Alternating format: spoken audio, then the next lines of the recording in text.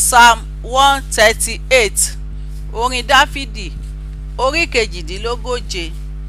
Èmi ó máa yìn ọ́ tinútinú mi gbogbo, níwájú àwọn òrìṣà ni èmi ó máa kọrin ìyìn sí ọ.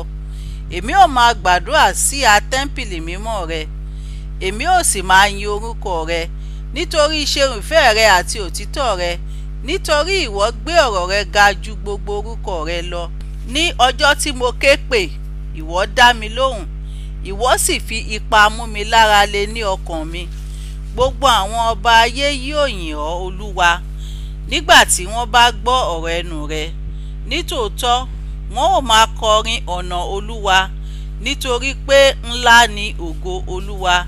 Bí Olúwa tilẹ̀ ga, síbẹ̀ ó júbà àwọn onírẹ̀lẹ̀, ṣùgbọ́n agbéraga ni ó mọ̀ ní òkèèrè réré.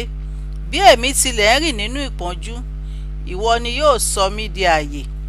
Ìwọ ó na ọwọ́ rẹ sí ìbínú àwọn ọ̀tá mi, ọwọ́ ọ̀tún rẹ yóò sì gbà mí. Olúwa yóò ṣe ohun tí í ṣe tèmi ní àṣepé.